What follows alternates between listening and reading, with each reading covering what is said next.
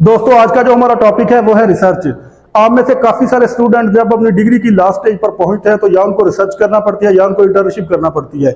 इसलिए रिसर्च के टॉपिक पर वीडियो बनाना बहुत जरूरी था। ये वीडियो आपके लिए बहुत ज्यादा हेल्पफुल होने वाली है, इसको पूरा देखिए, मुकम्मल वीडियो को देखिए।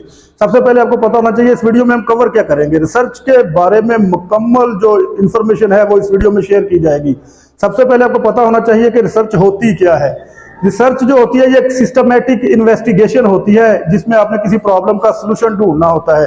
यानी आपने किसी प्रॉब्लम का सलूशन ढूंढना है, इन्वेस्टिगेशन करके उसे रिसर्च कहते हैं, आपने तहकीक करनी होती है।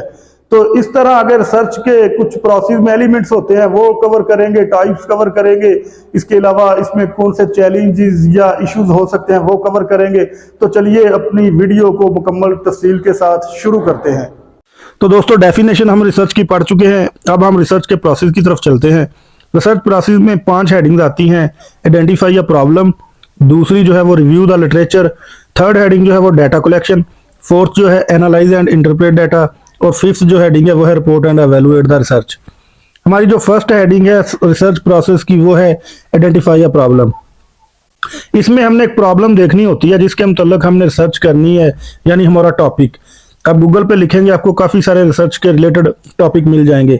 जैसे मैं खुद से आपको बता देता हूँ, why student drop out at FSc level, यानी एफएससी लेवल पे स्टूडेंट ड्रॉप आउट क्यों होते हैं। तो चलिए यही हमारा टॉपिक है, यही हमारी प्रॉब्लम है। तो इसके मतलब हम सबसे पहले लिटरेचर को रिव्यू करेंगे, यानी हम नेट पे भी देख सकते हैं या कहीं भी देख सकते हैं कि ये स्टूडेंट क्यों ड्रॉप आउट हो रहे हैं। इसके मतलब अब हमारी जो ये तो होगी रिव्यू लिटरेचर। इसके मतलब जो हमारी तीसरी हेडिंग है डाटा कलेक्शन, इसकी तरफ चलते हैं। डाटा हम 2 तरह से इकट्ठा कर सकते हैं, प्राइमरी डाटा और सेकेंडरी डाटा। प्राइमरी डाटा में आप डाटा खुद इकट्ठा करते हैं। खुद इकट्ठा कैसा करते हैं, आप क्वेश्चनर तैयार कर लें और एफएससी लेवल के बच्चों के पास जाएं, उनसे वो क्वेश्चनर पर सवाल होंगे कि उनकी क्या एक्टिविटीज़ है, यानी वो कितना टाइम स्टडी को देते हैं, कितना खेलों में देते हैं। तो आपको पता चल जाएगा कि एक स्टूडेंट की क्या रूटीन वर्क है, क्यों वो ड्रॉप आउट होते हैं। इस तरह आपने वो क्वेश्चनर तैयार करना है। या आप एफएससी लेवल के स्टूडेंट का इंटरव्यू कर सकते हैं कि वो कहाँ कहाँ किस किस एक्टिविटी में शुमार होते हैं। जैसा कि अब आपको इस डाटा कलेक्शन से पता चल जाएगा, जैसे आजकल मोस्टली लोग टिकटॉक व्हाट्सएप पे टाइम वेस्ट करते हैं, तो आपको पता चल जाएगा कि मोबाइल जो है ना ये भी स्टूडेंट के ड्रॉप आउट में बड़ा मतलब कि अफेक्ट कर रहा है। लोग टिकटॉक देख रहे हैं, व्हाट्सएप वगैरह यूज़ कर रहे हैं। तो जो आप डाटा खुद इकट्ठा करेंगे, खुद स्टूडेंट्स का इंटरव्यू करेंगे, उसे प्राइमरी डाटा कहा जाता है, क्वेश्चनर के जरिए, इंटरव्यू के जरिए। या फिर आपको बने बनाए आर्टिकल या अखबार से, न्यूज़पेपर से डाटा मिल जाता है या नेट से ले लेते हैं, तो उस डाटे में से आप उसकी छानबीन करते हैं, इसे सेकेंडरी डाटा कहते हैं। तो ये हो गया डाटा। अब हम फोर्थ हेडिंग की तरफ चलते हैं जो जिसका नाम है एनालाइज एंड इंटरप्रेट डाटा। अब आपको काफ़ी सारे ऑप्शन मिल जाएंगे। जैसे आपने डाटा कलेक्शन किया कि स्टूडेंट टिकटॉक भी देखते हैं, स्टूडेंट स्पोर्ट्स में भी बहुत ज़्यादा टाइम दे रहे हैं, ये तो ना डाटा कलेक्ट किया। अब हमने डाटा को एनालाइज करना है, यानी फोर्थ हेडिंग है analyse and interpret the data. हमने इसी डाटा को अब इंटरप्रेट करना है, और इंटरप्रेट करने के बाद हम इसके हाइपोथेसिस बना लेंगे। जो ऑप्शन हमें लगेंगे ना कि ये काम के हैं, वो ही हम हाइपोथेसिस बनाएंगे, यानी रिलेशन बनाएंगे। तो इस तरह 2 तरह के हमारे पास हाइपोथेसिस ज़्यादा होते हैं, एक नल हाइपोथेसिस, एक अल्टरनेटिव हाइपोथेसिस। नल हाइपोथेसिस में कोई रिलेशन नहीं होता इंडिपेंडेंट और डिपेंडेंट वेरिएबल के दरमियान, लेकिन अल्टरनेटिव जो हाइपोथेसिस होता है उसमें इंडिपेंडेंट और डिपेंडेंट वेरिएबल के दरमियान रिलेशन होता है।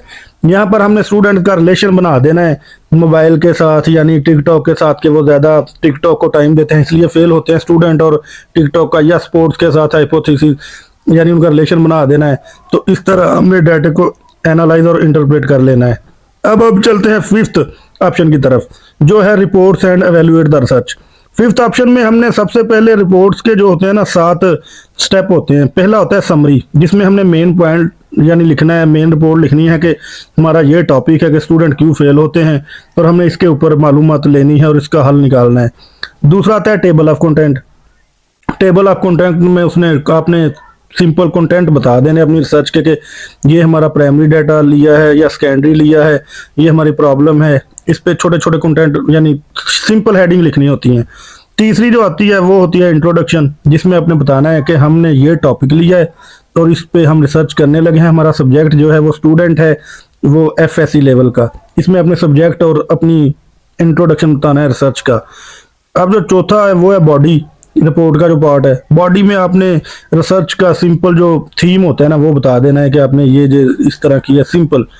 आगे पांचवा कंक्लूजन। कंक्लूजन में आपने ये बताना है कि वाकई आपने रिसर्च किया और स्टूडेंट जो ड्रॉप आउट हो रहे हैं ना वो टिकटॉक या मोबाइल फ़ोन या स्पोर्ट्स में ज़्यादा टाइम देने की वजह से हो रहे हैं।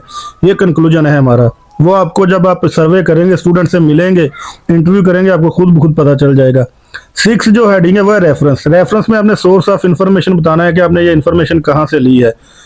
ये सोर्स ऑफ इंफॉर्मेशन आप खुद भी मिल के ले सकते हैं पर्सनली, या आप अगर किसी ने आपने गूगल से ली है तो उसका लिंक आगे आ जाएगा गूगल पर का, तो वो आपने सोर्स ऑफ इंफॉर्मेशन बताना है। और साथ में आता है अपेंडिक्स।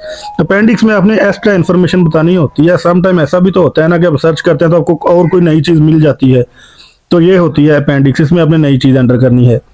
तो इसी तरह ये रिसर्च होती है। आपने एक टॉपिक लिया, उसके मतलब लिटरेचर को पढ़ा, फिर डाटा कलेक्ट किया, डाटे के आगे किसमें है प्राइमरी और सेकेंडरी, एनालाइज, डाटे को एनालाइज किया, आपने आगे रिपोर्ट बनाई और उसको बाकायदा एवेलुएट किया कि वाकया जो आपने कंक्लूजन निकाला है अपनी रिसर्च को कि वाकया बच्चे इसलिए ड्रॉप आउट हो रहे हैं कि वो टिकटॉक वगैरह यूज़ करते हैं।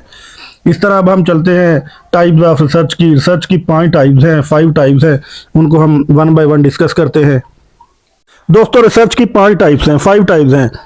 Number 1 quantitative research, number 2 qualitative research, number 3 descriptive research, number 4 analytical research, number 5 scientific research. अब जो फर्स्ट टाइप है क्वांटिटेटिव रिसर्च, जब आपने न्यूमेरिकल डाटे पर रिसर्च करनी होती है, कोई एवरेज या पैटर्न वगैरह, उसको क्वांटिटेटिव रिसर्च कहते हैं।